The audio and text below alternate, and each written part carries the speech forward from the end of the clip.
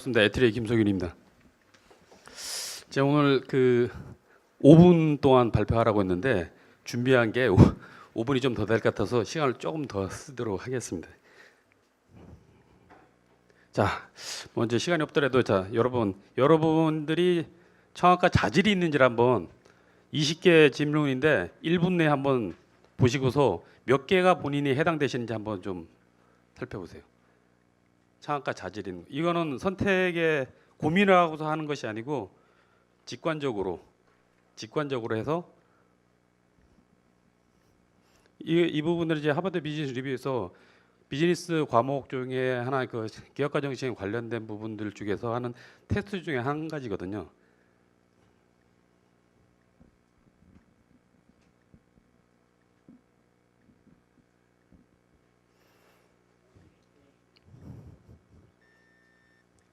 이건 머리로 저희 생각해서 하시는 게 아닙니다.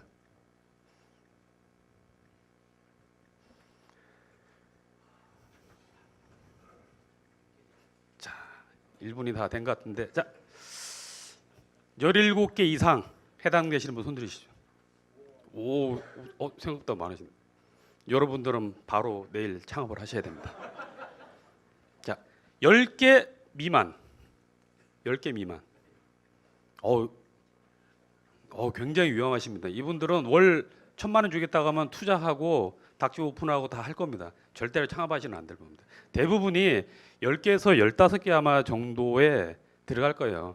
근데 여기서 하버드 비즈니스 리뷰에서 나오는 부분들은 17개 이상 정도 되는 분들은 바로 창업을 하셔도 창업가 자질이 확실하게 갖고 있는 분들이라고 합니다.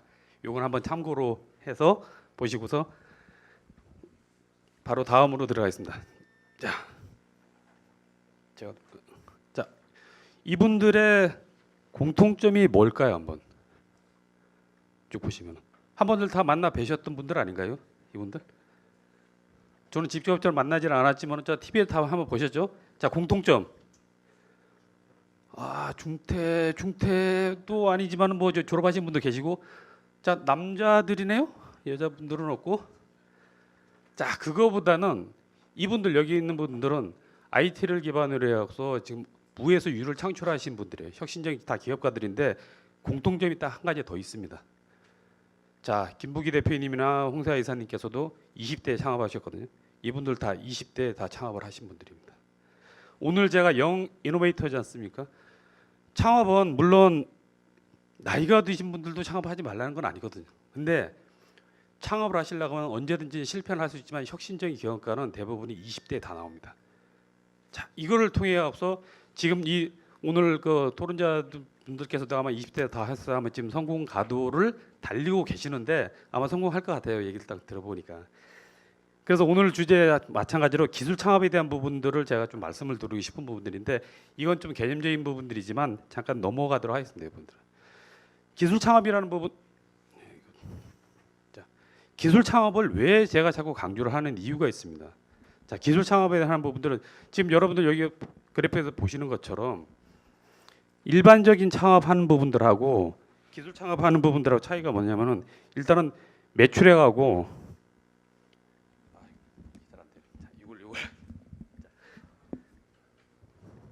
매출액하고 일자리 창출 측면에서 보면 획기적으로 차이가 더 있습니다. 자, 일반적인 일반인들하고 대학원생들 기술력 차이 때 보시는 것처럼 차이가 분명히 존재하고 아까 전에 김선호 박사님께서 말씀하신 것처럼 5년 지나고 나면 20% 이하의 생존율이 되는데 기술 창업기업과 일반 창업기업들은 차이 자체가 2배 이상의 차이가 납니다. 기술이 돈을 벌어주는 것은 아닙니다. 하지만 기술이 없는 상태에서 창업 자체는 제가 봐서는 2년 이상을 간 적이 없습니다. 케이스에. 우리가 과거에 앱 창업할 때 반짝에서 앱 창업을 굉장히 드라이브를 많이 했는데 저는 개인적으로 앱 창업을 굉장히 좀 반대하는 측면이 있습니다. 앱 창업은 뜨면은 확실하게 한번 뜹니다. 근데 지속적으로 뜨지는 않습니다. 왜냐하면 아이템 자체가 2년 이상 가는 아이템 자체는 사실 없거든요. 그럼 넥스트 아이템이 필요하려면 거기는 기본적으로는 기술이라는 부분들이 베이스가 깔리질 않는다고 하면은 그 기업은 용속 기업으로 갈 수가 없습니다. 제가 이걸 들고 있으니까 자꾸 웃으시는데 포인트가 잘 안 돼가지고. 자, 다음에. 자, 그럼 우리 출연연 기술이 어떤지를 한번 말씀을 좀 드리겠습니다. 출연연을 보기 전에 우리나라 전체 스타트업 생태계를 먼저 한번 좀 보시면은 우리나라 생태계 나쁘지 않습니다, 절대로. 근데 양극단을 달립니다.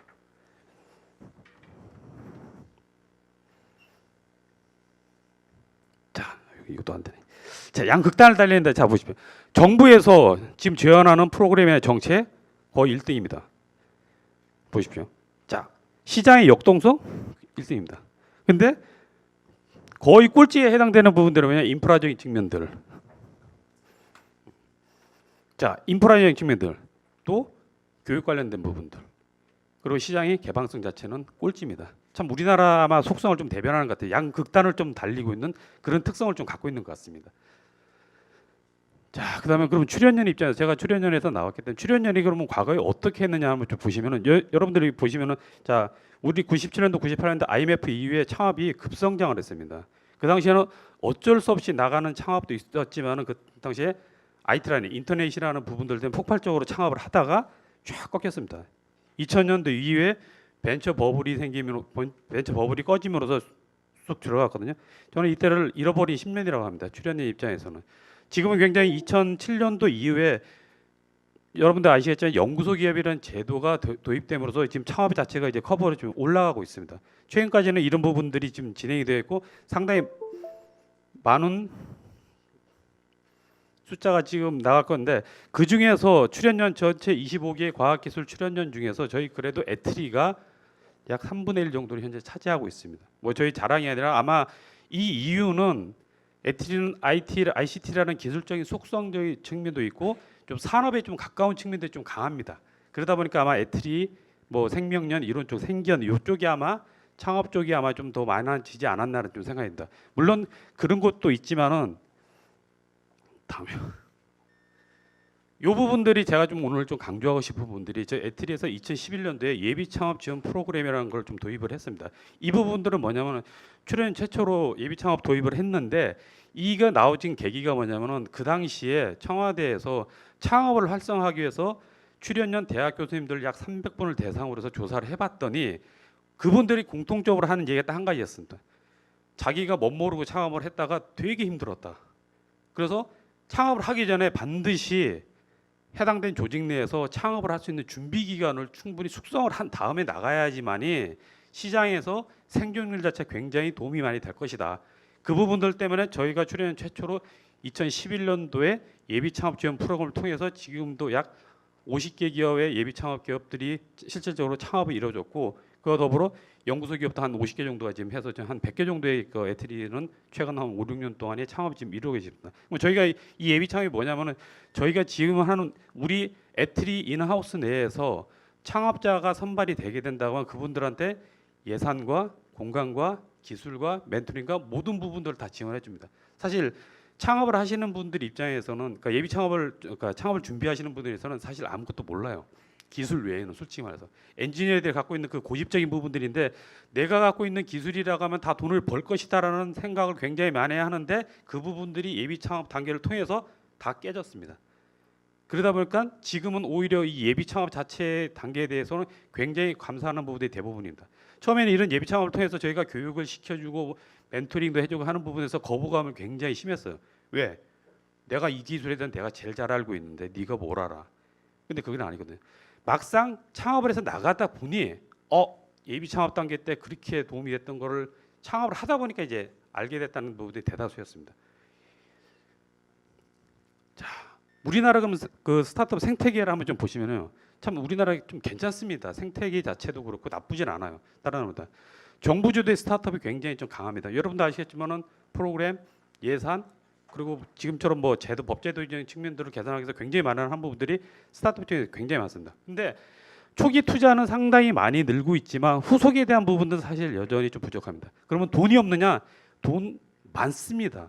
벤처 펀드 조단이 넘고 내년에 올해도 마찬가지 조단 이상으로 벤처 펀드가 조성이 되고 투자를 하려고 하는데 문제는 뭐냐면은 쏠만한 기업이 없답니다.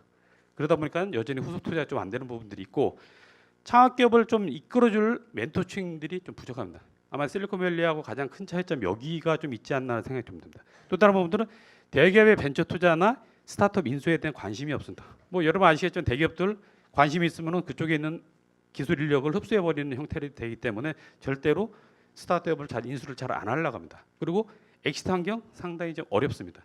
저희는 뭐 사실 IPO 외에는 엑시트 할 수 있는 부분들이 사실 없거든요. M&A 시장도 잘 안 되는 부분들이 있고 또 다른 기술 분야의 스타트업이 솔직히 부족합니다. 대부분이 비즈니스 아이디어 위주의 창업이 상당히 많고 지난 정부도 마찬가지로 학생들 창업으로 드라이브를 많이 해놨는데 학부생 창업 자체는 저는 사실 개인적으로 반대를 하는 편인데 기술이 없는 상태에서 창업을 해봤자 또 다른 실업자를 또 양상하게 돼 있어요. 근데 그런 부분도 좀 강한 부분들이 좀 있어서 스타트업 생태계가 돼 있고. 자, 그러면 지금처럼 그 기술 창업 활성화에 대해서 2015년도에 NST하고 같이 좀 연구를 한 부분들이 있습니다. 그러니까 출연인 입장에서 해당되는 부분들인데 주요 이슈들은 뭐 출연인 입장에 여러 가지가 이슈가 있어서 정책적인 제안들을 상당히 좀 많이 했습니다. 근데 이 부분들이 실질적으로 실행화는 몇 개는 됐지만은 대다수는 좀 솔직히 좀 안 된 부분들이 있습니다. 그 얘기는 출연인 입장에서 기술 창업은 중요한 거리가 아니기 때문입니다. 관심도가 상당히 사실 좀 떨어지고 있어요. 그나마 애트리만 조금 더 이제 활성화를 좀 많이 노력하는 측면이 있고 나머지 부분들 출연연에서는 그렇게 창업에 대한 부분들 열기가 많지는 않다는 것이 현실입니다. 자, 그럼 활성화를 어떻게 시키냐? 아까 전에 생태계, 한국의 생태계를 말씀을 드렸는데 거기에 마찬가지로 정부 주도의 스타트업 지원하는 부분들은 이제는 정부 주도가 아니라 민간 주도로 좀 이동을 좀 해야 됩니다. 정부는 기반을 깔아주는 부분이지 정부가 직접적으로 뭔가를 해주는 부분들은 가능하면 좀 지양을 할 필요가 있지 않겠느냐는 부분들하고 초기 투자나 후속 투자는 여전히 부족한 부분들은 결국은 투자 시장을 활성화 좀 시켜야 되는 부분들이 있고 대기업들이 좀 참여를 확실하게 좀 해줘야 되는 부분이 있습니다. 마찬가지로 지금 멘토층도 마찬가지인데 멘토층은 사실 저희 입장에서는 고경력 퇴직자를 좀 활용할 필요가 있다는 것입니다. 향후 출연연 지금 12,000명의 출연 연구자들이 5년 내에 1,000명 이상의 퇴직자가 발생을 하고 있는 게 현실입니다. 자, 그런데 그분들은 솔직히 요새 61세면은 청춘 아닌가라는 사실 생각이 좀 듭니다. 그분들도 굉장히 활동적인 부분인데 그분들이 갖고 있는 지식을 활용할 데가 상당히 없습니다. 그래서 그런 부분들 대상으로서 멘토로서 좀 역할을 해야 되지 않겠느냐는 부분들하고 기존에 지금 비즈니스 사이드 위주의 창업하는 부분들을 기술 창업으로 조금 돌려야 되지 않겠느냐라는 부분들이 좀 말씀을 좀 드릴 수 있습니다. 제가 이 부분들을 마지막으로 좀 강조하고 싶은 분들이 저희가 예비 창업이라는 제도를 동원해서 50명의 대상으로서 해보니까 경험상으로는 요것만큼은 꼭 준비를 했으면 좋겠다라는 좀 생각이 좀 듭니다. 물론 창업하신 분들도 있겠지만 창업을 고려하신 분들 한 번은 되새겨 볼 필요가 있는 부분들이 아이템, 아이디어, 자 여기 사업화하는 부분 빠졌는데 자 아이디어와 아이템과 사업화는 어떻게 틀리냐? 아이디어는 추상적이죠. 아이템은 구체적입니다. 구체적인 게 돈을 벌어주진 않아요. 사업화는 결국은 현실적인 부분들입니다. 우리가 이 부분들을 내가 좋은 아이디어를 갖고 있다고 해서 돈을 벌 것 같아요. 막상 모든 사람들이. 근데 사실 돈 버는 케이스는 10,000분의 1입니다. 이건 통계적으로도 나왔습니다. 10,000개의 아이디어가 실제로 돈 버는 거는 1개밖에 안 나옵니다. 그 부분은 고려를 할 필요 있고 자 사업계획서하고 연구계획서 참 연구자들이 좀 답답한 게 저희도 뭐 연구에서 쓸 때 목표 딱 쓰면 세계 시장 1조 원 단위의 우리 파급 효과 딱 해서 정부 과제를 따요. 대다수 그렇게 땁니다. 여기 100억짜리 시장 규모 하면은 연구 과제 안 나오거든요. 근데 사업 계획을 쓰는 분들이 똑같이 그렇게 하고 있어요. 참 제가 투자자 입장에서 이거 집어 던지는 부분들인데 아마 연구자들이 사업 계획하고 연구 계획 자체로 혼동을 많이 하시더라고요. 사업 계획은 굉장히 정교하게 디테일하게 들어가야 되는데 그거를 고민을 안 하더라고요. 또 다른 분 나의 경쟁자를 좀 파악을 해야 됩니다. 여러분들이 갖고 있는 아이디어나 아이템 자체는요 전 세계 어느 누군가 지금 하고 있어요. 내가 갖고 있는 게 다 될 거라고 해서 경쟁자 분석을 거의 안 해요. 몇몇 아는 것만 하고. 근데 막상 하다 보니까 벌써 시장에 나와 있는 게 상당히 많이 있습니다. 자 시장 구조 좀 이해한다. 엔지니어들이 갖고 있는 그 고집적인 부분들, 기술에 대한 부분들은 그래도 뭔가를 좀 갖고 있어요. 자 사람에 대한 부분들 그리고 자본에 대한 부분들 전혀 이해가 없어요. 그거를 교육을 시켜드려도 이해를 못해요. 왜? 내가 실제로 안 해봤으니까. 근데 그 부분들을 파악을 안 한다고 하면 결국은 나중에 하면 똑같이 한번 또 당하게 돼 있다는 겁니다. 또 그러면 창업팀을 꾸려야 되는 겁니다. 지금처럼 개인 베이스의 창업을 많이 해요. 단독 창업을 베이스로 많이 하는데 혼자 하게 되면은 한계가 솔직히 있습니다. 내가 고민을 할 때 누군가가 동료가 옆에서 같이 고민을 좀 해줘야 되는데 홍세화 이사님처럼 공동 창업을 했다니까 대표님과 같이 고민을 많이 하죠. 혼자 있으면 절대 고민이 안 됩니다. 그러니까 나중에 그렇게 되면 정신적 문제가 많이 발생해요. 창업팀을 꾸려야 됩니다. 근데 여기 꾸릴 때는 나하고 다른 역량이 있는 사람을 가져야 돼요. 가치관은 동일하더라도 역량 자체를 다른 사람을 껴야지만 창업팀이 잘 구성이 좀 될 수도 있습니다. 기술에 대한 검증 현재 지금 준비를 해야 됩니다. 내가 실험실 랩에서 통했던 부분들이 시장 나가면 절대로 안 통하지 않습니다. 기술에 대한 부분들. 지금 여기서 좀 준비해야 될 부분들이 있고 또 다른 분들은 고객을 좀 미리 준비해야 돼.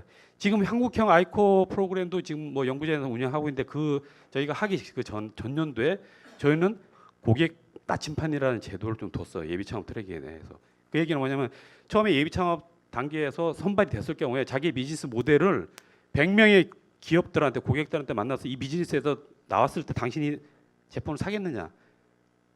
근데 3분의 2 이상이 다 피보팅이 다 있습니다. 모델 자체로.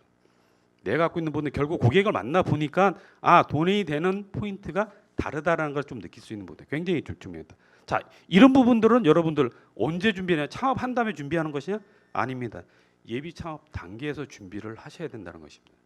자, 이상으로 발표 마치겠습니다.